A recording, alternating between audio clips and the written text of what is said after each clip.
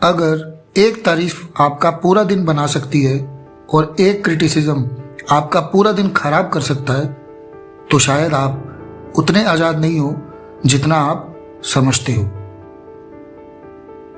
एक सवाल पूछता हूं, अगर कल सुबह उठकर दुनिया का हर इंसान गायब हो जाए, ना कोई आपको जज करे, ना कोई तारीफ करे, ना कोई लाइक करे और ना ही कोई कमेंट करे, तो क्या आप फिर भी वही जिंदगी जीना चाहोगे जो आज जी रहे हो? क्योंकि काफी बार हम अपनी जिंदगी जी नहीं रहे होते, हम बस रिएक्शन कलेक्ट कर रहे होते हैं। एक लाइक मिला, अच्छा लगा। एक कॉम्प्लीमेंट मिला, कॉन्फिडेंस बढ़ गया। किसी ने इग्नोर कर दिया, मूड खराब। किसी ने क्रिटिसाइज किया, पूरा दिन बर्बाद। और फिर एक दिन आप खुद से पूछते हो, मेरे मूड का रिमोट कंट्रोल मेरे पास है भी या नहीं? इसे कहते हैं इमोशनल गुलामी। जब आपकी अपनी कीमत आप खुद तय नहीं करते, बल्कि लोगों के रिएक्शन से तय होती है। इंटरनेट पर काफी लोग आपको बताते हैं क्या सोचना है, कैसे जीना है, कैसे रहना है, बट मैं सिर्फ इतना करूंगा, आपको दिखाने की कोशिश करूंगा कि आप सोचते कैसे हो। और ये है मास्क्ड ट्रुथ्स। वैलिडेशन का सिंपल मतलब है अपने बारे में फैसला खुद ना करना, लोगों के रिएक्शन को अपनी कीमत बनाना। अगर लोग तारीफ करें तो मैं अच्छा हूं, अगर लोग एग्री करें तो मैं सही हूं, अगर लोग इग्नोर कर दें तो शायद मेरे अंदर ही कोई कमी है। दो एग्जाम्पल्स से समझते हैं। पहला, रमेश भैया। छोटी सी सिटी में कपड़ों की दुकान है उनकी। सुबह से शाम तक काम करते हैं। एक दिन एक कस्टमर बोलता है, भैया आपका काम बहुत अच्छा है। अच्छा लगा, बिल्कुल लगना चाहिए। लेकिन धीरे धीरे रमेश भैया का पूरा दिन उसी कस्टमर के आने पर डिपेंड करने लगा। अगर वो आया और कुछ बोला, दिन अच्छा। अगर नहीं आया तो दिन खराब। काम सेम था, दुकान सेम थी, बस रिमोट कंट्रोल किसी और के हाथ में चला गया। दूसरा एग्जाम्पल, प्रिया। दिल्ली में जॉब करती है, कंटेंट बनाना शौक है। एक इंस्टाग्राम पोस्ट अपलोड की और फिर शुरू हुआ वेटिंग गेम। किसने लाइक किया, कौन कमेंट करेगा, 100 लाइक्स आए कि नहीं। पोस्ट इंपॉर्टेंट नहीं रही, रिएक्शन इंपॉर्टेंट हो गया। यही फर्क है। तारीफ से खुश होना नॉर्मल है, सिर्फ तारीफ के लिए जीना ट्रैप है। ये ट्रैप कल नहीं बना, सोशल मीडिया से नहीं आया, ये बचपन से शुरू होता है। जब हम छोटे होते हैं, हम दुनिया को समझ नहीं रहे होते, हम दुनिया से सीख रहे होते हैं। स्कूल में टीचर बोलती है, शाबाश बेटा, गुड बॉय। घर पर मम्मी बोलती है, देखो शर्मा जी के बेटे ने 95 लाए। दादाजी कहते हैं, अच्छे नंबर लाओ तो सब खुश होंगे। और बच्चा एक रूल सीख लेता है, अगर मैं अच्छा करूंगा तो लोग मुझे पसंद करेंगे, अगर मैं फेल हुआ तो सब जज करेंगे। ये सीड उस वक्त लग जाता है और फिर ये बड़ा होता रहता है। स्कूल में अच्छे number equal to approval, college में पॉपुलर होना इक्वल टू अप्रूवल, जॉब में promotion equal to approval, social media पर likes equal to approval. Platform बदलता है, भूख वही रहती है। अब रमेश भैया को याद करो, उनके फादर ने भी यही सिखाया था, ग्राहक खुश तो दुकान खुश। सही बात थी, लेकिन कभी किसी ने नहीं बताया कि ग्राहक की खुशी और अपनी कीमत दोनों अलग चीजें हैं। और प्रिया को याद करो, स्कूल में टॉपर्स की फोटो असेंबली में लगती थी। आज इंस्टाग्राम पर वायरल पोस्ट का सेम काम होता है, सिर्फ नोटिस बोर्ड डिजिटल हो गया, इंसान सेम रहा। एक सवाल, अगर किसी ने आपका मैसेज देखकर रिप्लाई ना दिया या ग्रुप में सबको बुलाया बस तुम्हें नहीं, तो अंदर एक अजीब सा दर्द होता है। और आप सोचते हो मैं शायद ज़्यादा सोच रहा हूँ, मैं ओवर रिएक्ट कर रहा हूँ। लेकिन आप ओवर रिएक्ट नहीं कर रहे थे, आपका ब्रेन बस वही कर रहा था जिसके लिए वो डिज़ाइन था। हजारों साल पहले इंसान अकेला सरवाइव नहीं कर सकता था, उसे ट्राइब चाहिए थी। अगर ट्राइब ने बाहर निकाला तो सिर्फ अकेलापन नहीं, भूखमरी और मौत। तब ब्रेन ने एक रूल सीखा, acceptance equal to safety, rejection equal to danger. और ये रूल आज भी हमारे अंदर जिंदा है। इसीलिए जब रमेश भैया का कोई रेगुलर कस्टमर दुकान से दूर हो जाता है, वो सिर्फ एक कस्टमर नहीं खोते, अंदर कुछ और टूटता है।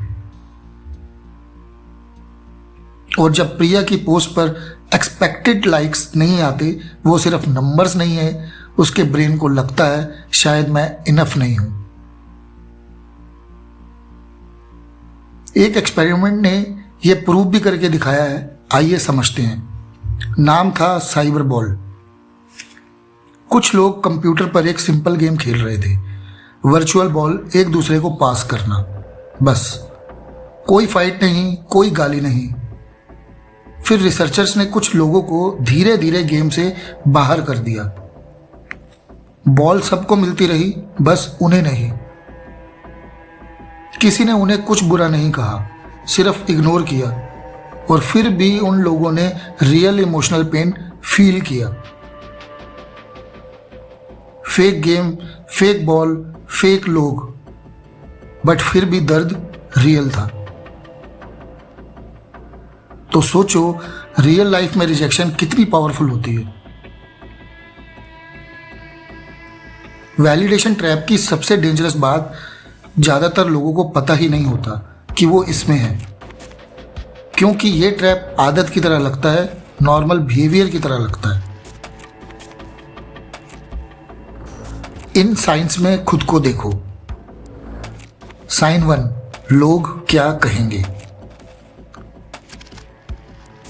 नई जॉब लेनी है, नया कोर्स करना है, कोई अपना फैसला लेना है, लेकिन पहला सवाल, रिश्तेदार क्या कहेंगे, पड़ोसी क्या सोचेंगे। अपनी मर्जी बाद में आती है, ऑडियंस का स्क्रिप्ट पहले आता है। साइन 2, एक कमेंट पूरा दिन खराब कर देता है।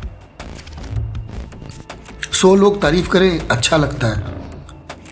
एक बंदा कुछ बुरा बोल दे, रात तक वही घूमता रहता है दिमाग में, उसने ऐसा क्यों बोला, क्या वो सही था। आप फीडबैक नहीं सुन रहे, आप अपनी वैल्यू नाप रहे हो। साइन 3, हर वक्त कंपैरिजन। पड़ोसी ने नई कार ली, दोस्त को प्रमोशन मिला, रिश्तेदार का बेटा फॉरेन गया, और बिना सोचे आप कंपेयर करना शुरू कर देते हो। कंपैरिजन कभी खत्म नहीं होता, क्योंकि हमेशा कोई ना कोई आगे होगा ही। साइन 4, मूड दूसरों के रिएक्शन से चलता है। सुबह मूड अच्छा था, किसी ने इग्नोर किया, मूड खराब। किसी ने तारीफ की, मूड अच्छा। रियलिटी सेम थी, आप सेम थे, बस रिमोट कंट्रोल किसी और के हाथ में था। साइन 5, नो बोलने से डर लगता है। बॉस एक्स्ट्रा काम देता है, दोस्त फेवर मांगता है, आप थक चुके होते हो, मना करना चाहते हो, फिर भी हाँ बोल देते हो। क्यों? क्योंकि काम मुश्किल नहीं था, रिजेक्शन का डर बड़ा था। अगर इनमें से कुछ साइंस आपने खुद में देखे हैं, तो इसका मतलब ये नहीं कि आप वीक हो। इसका मतलब सिर्फ इतना है कि आपका ब्रेन अप्रूवल को जरूरत से ज़्यादा इंपॉर्टेंस देने लगा है। अब एक जरूरी बात, काफ़ी लोग यहाँ तक सुनते सोचते हैं, ठीक है तो मैं क्या करूँ। मैं आपको 5 रूल्स नहीं दूंगा, ना ही 10 स्टेप्स, क्योंकि इमोशनल गुलामी एक दिन में नहीं बनी, एक दिन में नहीं जाएगी। लेकिन एक चीज है जो इस ट्रैप की नींव को हिला सकती है। अपनी वैल्यू का सोर्स बदलो। अभी आपकी वैल्यू बाहर से आती है, लोगों के रिएक्शन से, कमेंट से, अप्रूवल से। इसको अंदर लाना होगा प्रैक्टिकल तौर पर। एक छोटा सा काम करो आज, कोई भी काम, और उसे करो बिना किसी को बताए। कोई पोस्ट नहीं, कोई स्टोरी नहीं, कोई अपडेट नहीं, बस करो और देखो क्या वो काम फिर भी अच्छा लगता है जब कोई देख भी नहीं रहा। रमेश भैया ने यही किया। एक दिन अपनी दुकान थोड़ी जल्दी बंद की, घर गए, खाना खाया, किसी ग्राहक का वेट नहीं किया। और पहली बार उन्हें लगा मैं दुकान के लिए काम करता हूं, ग्राहक के लिए नहीं। प्रिया ने भी एक हफ्ते के लिए इंस्टाग्राम डिलीट किया। लिखना बंद नहीं किया, बस पोस्ट करना बंद कर दिया। और उस एक हफ्ते में उसने अपनी सबसे अच्छी राइटिंग की, क्योंकि पहली बार वो ऑडियंस के लिए नहीं लिख रही थी, अपने लिए लिख रही थी। ये इमोशनल गुलामी का तोड़ नहीं है, ये पहला कदम है अपनी वैल्यू को वापस अंदर लाने का। क्योंकि जब वैल्यू बाहर से आती है तो हर रिजेक्शन डेंजर लगता है, और जब वैल्यू अंदर से आती है तो रिजेक्शन सिर्फ एक ओपिनियन रहती है, किसी एक इंसान की, किसी एक वक्त की, पूरी जिंदगी की नहीं। हो सकता है आज आपने इस ट्रैप को समझ लिया हो, लेकिन असली चैलेंज ये देखना है कि ये ट्रैप आपकी जिंदगी में पहले से कितनी जगह बना चुका है।